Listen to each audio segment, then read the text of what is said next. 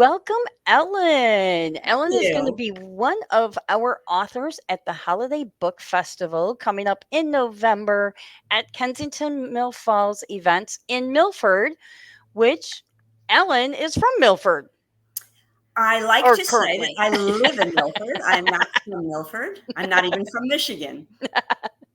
You are actually from New York? I am from New York. I was raised on Long Island and count myself as a New Yorker. Although I Ah. have been in Michigan for 13 years now. Oh, okay. So a little bit of time in Michigan. What brought you to Michigan? My husband's job. We had been living in Connecticut for 6 or 7 years, and he got a new job with a company he'd worked for back in Southfield. And they said, "This time we'd like you to come out here." So after the Ah, kids graduated high school, we did.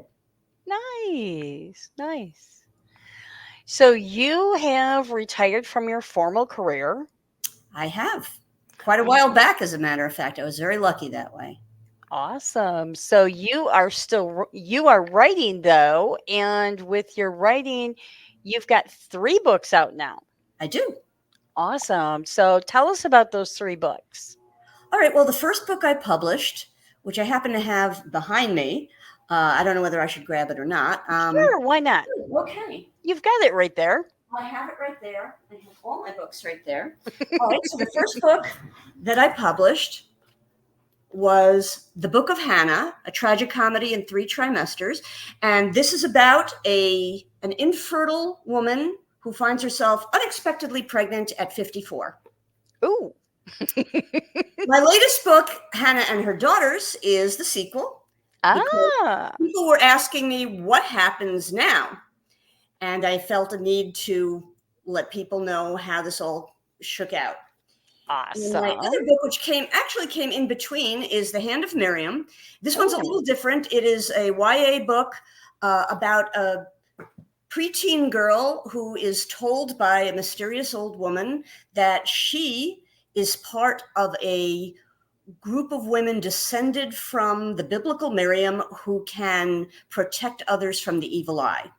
ooh, So that was just a little interesting. something in between. Um, I've got to figure out how to hold Yeah. this. So how did you come up with the Book of Hannah, your first book? That is probably the question that I get asked the most. And the answer, fortunately, is very, very simple. And that is that I was sitting up in bed one night reading, and I noticed I had a little bit of a paunch, which, in one's 50s, one does tend to get. Mhm. And I said, well, at least I'm not pregnant. Ha, ha, ha. And then I thought, well, what if a woman got pregnant at this age? And what if it was totally unexpected because perhaps she hadn't been able to have a child, and how would Ooh. that affect her family and the way people perceive her? And she has an adopted daughter who's in her early 20s and hasn't quite found herself yet, and perhaps she has something to say about this new chapter of her mother's life, and perhaps her husband is ready to retire and maybe not so enthusiastic about being daddy all over again. So the whole story sort of wrote itself. It just snowballed. And people ask, how long did it take to write? And I said 9 months. So it was kind of like having a child. And I launched it out into the world, and I was very excited about it. Very good. And you said that Hannah and Her Daughters is the sequel, It so we get is. to find out what happened next. It And does. that is also in our book cover contest. It is. Yay. Now, there is a significance to the Russian Matryoshka doll. Oh, I don't know how much to give away in this as conversation. as much as you feel comfortable. Okay. Well, since it's no secret that, I mean, it is on the back of the book after all. Um, Hannah's adult adopted daughter, Natasha, Mhm. was adopted out of a Russian orphanage, and she decided to reach out and locate her birth mother. And Oh. so this cover and the book is Mhm. about the layers of motherhood. Ah. And Nice. when my cover designer came up with it, I said, yes, that's it. Mhm. Even though it was not something I was thinking about or recognized the need for, I said, no, that's the cover. Mhm. So I'm very excited about that. It gives just enough away without giving the whole story away. Mhm. Yeah, Nice. And so then in between the two though, you did I did your Miriam. Hand of Miriam. Um, and this was because I had, after I published the Book of Hannah, Mhm. I said, okay, what am I going to write next? And I was waiting for Mhm. inspiration to strike. And while I was waiting for inspiration to strike, the sequel to the Book of Hannah kept intruding. Mhm. So I wrote about 50,000 words of that book Mhm. before I felt I was finished and I had told the story, and I put it aside. Mhm. And that's when I got inspired to write The Hand of Miriam.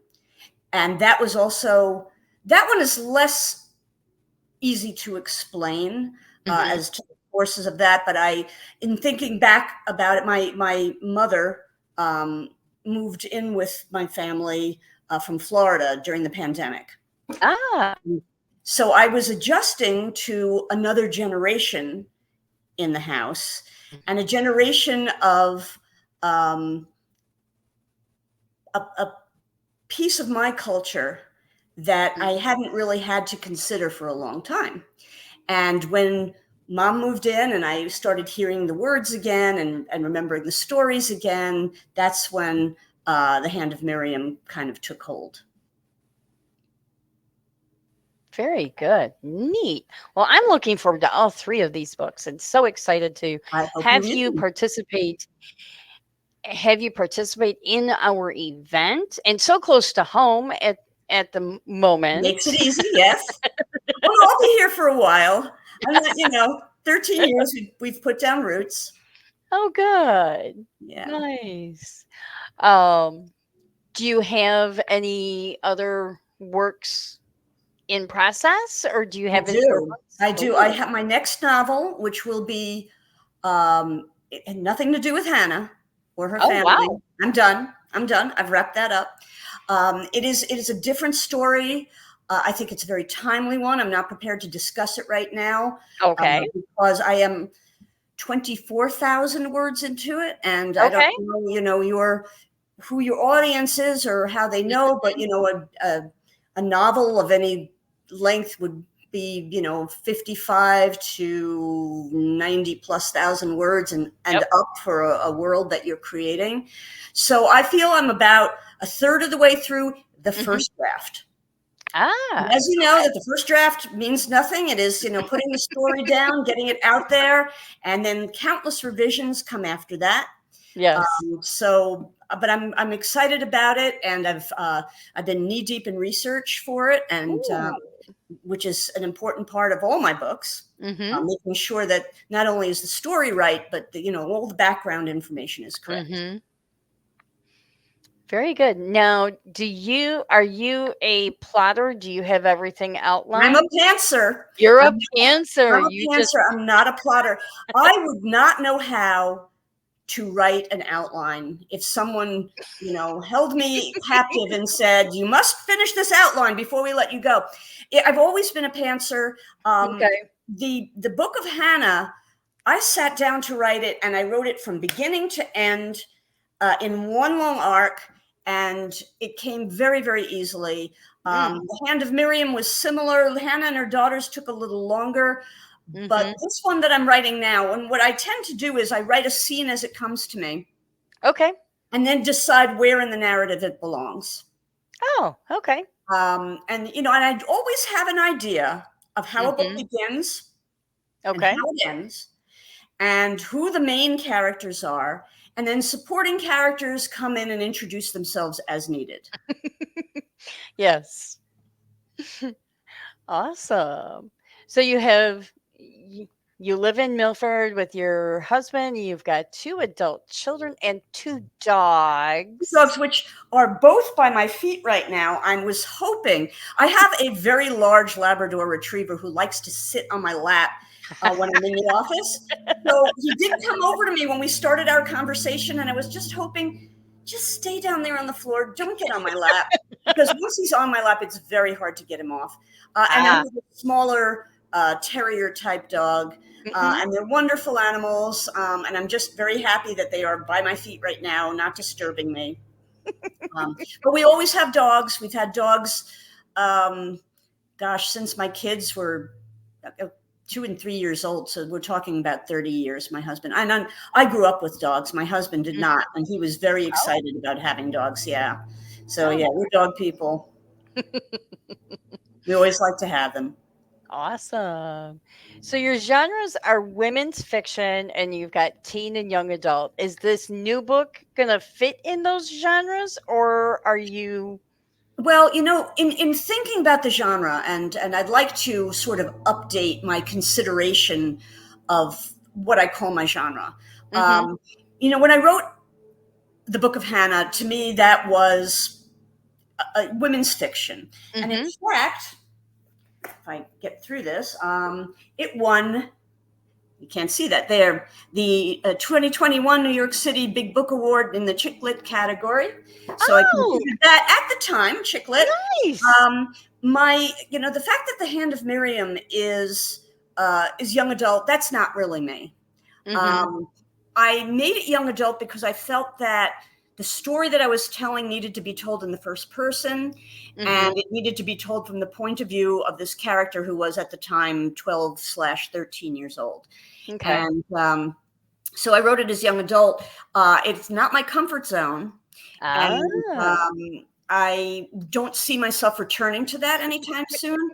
My next book is what I would label contemporary fiction, Okay. and looking over the descriptions that publishers give about Mhm. the genres, I would say that's where I fit most comfortably. Okay. In fact, Hannah and her daughters is also, while it is still women's fiction because it is always it's about a woman and her her issues and her trials. um, it is also contemporary fiction. It deals with contemporary issues. Mhm. It may not necessarily have the same tropes as women's fiction, and I would say definitely my next book would fall under the category of contemporary fiction rather than women's fiction.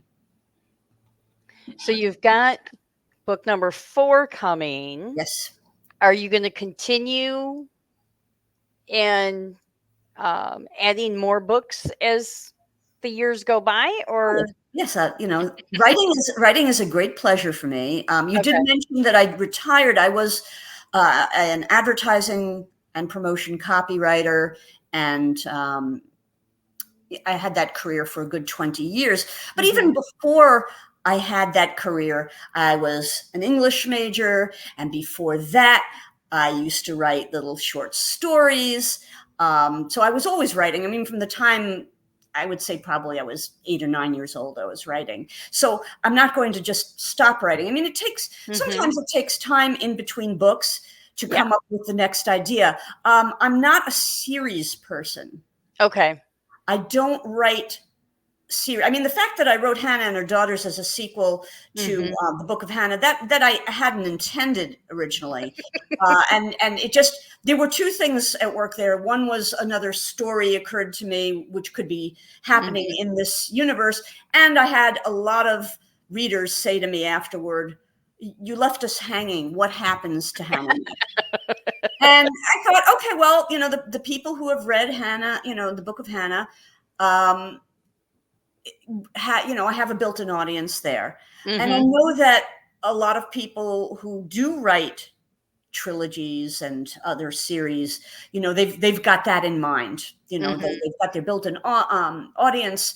They've got a story arc that they want to continue. I'm just a one and done kind of person usually. Oh, okay. I have a story, beginning, middle, end. Here are my characters. Here's their growth arc, and let's move on to the next thing. So you mentioned that you've always been writing and you used to write many years ago. Have you ever do you have those writings still? I have some of them. I like to say that my first published work Mm-hmm. was a book of poetry I Oh. wrote when I was about 8. It was Mm-hmm. called Spring Has Sprung. It was self illustrated, and my sister published it by stapling the pages together. So I don't have that. There was only one copy. I don't have it. What happens to me is that if I don't feel that the work um, stands the test of time, I Mm-hmm. get rid of it. Ah, I'm okay. easily embarrassed by my early stuff, and I just don't think about that stuff. Think about this. I've got these books. So I would rather people read my polished work than the Okay.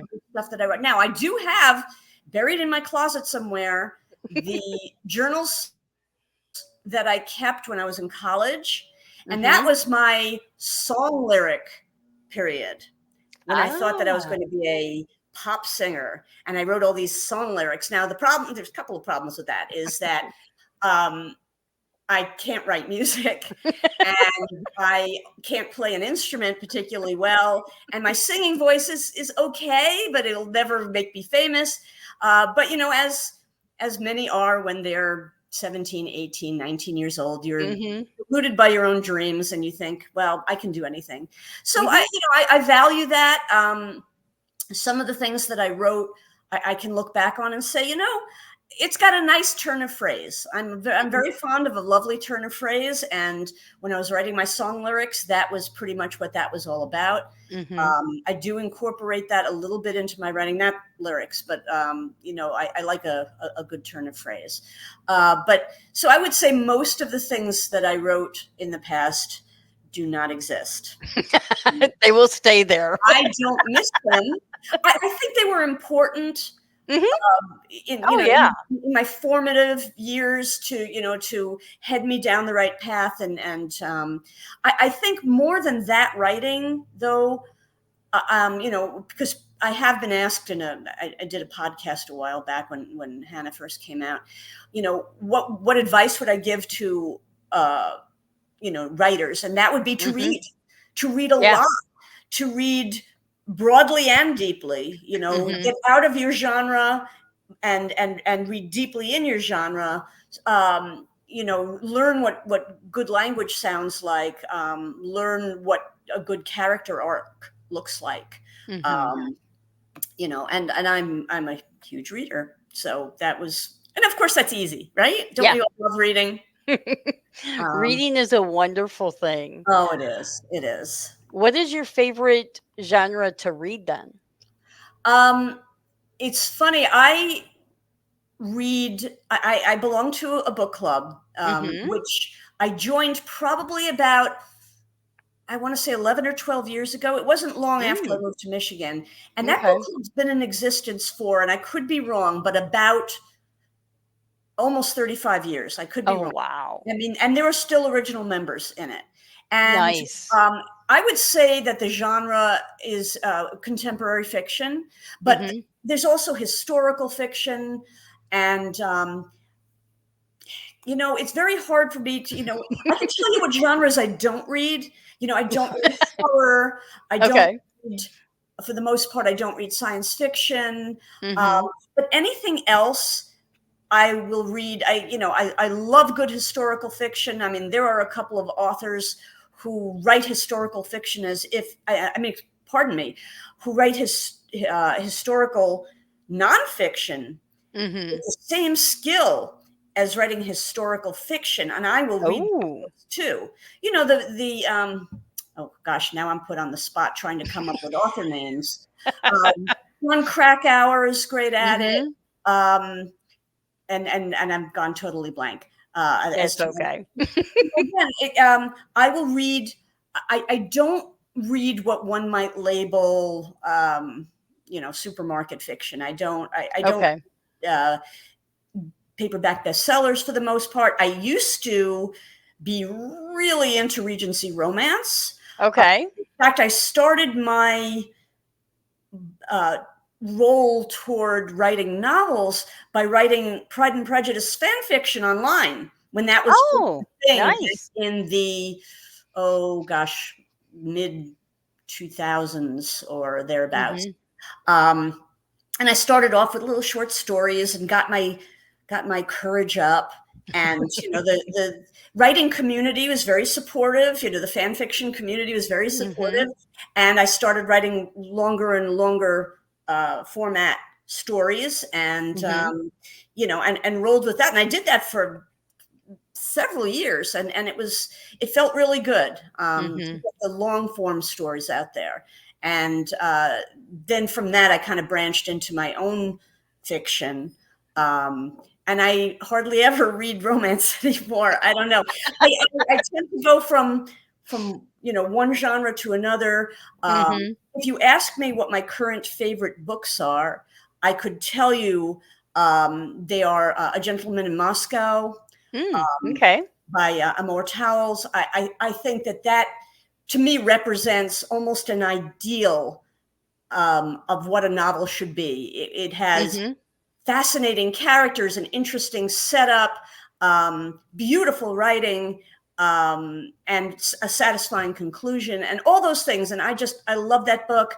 Mhm. Um, I loved All the Light We Cannot See, Mhm. which was just beautiful. I mean, again, beautiful writing really affects me. I like The Overstory by Richard Mhm. Flower. That had a profound effect on me. So I would say those. I guess you could say I read a lot of literary fiction. Um, Okay. going, if I had to label the genre, I would say Mhm. literary fiction. Put me on the spot, but that's mostly where I land. Nice. Well, and these little interviews are to give an overarching introduction of our authors that are going to be in November at our holiday book festival. And you're going to be there with 31 other authors. So we've got a great variety. So you'll be able to add to your collection. And um, we'll have a wonderful passport to reading where the customers will come in and they'll visit all of the authors and get to know the authors and then get put into a drawing for free, a box of free books. Terrific. Um, so they'll be able to expand their reading libraries. Um, and I'm really looking forward to it. Looking forward to seeing you again in person. And it sounds like a lot of fun. And I'm sure it's going to be a terrific day. It will be, and I can't wait for it. And thank you for joining me. Thank you for taking time out of your day to join me. Thanks for the call, and I will see you in November. Awesome. Take care.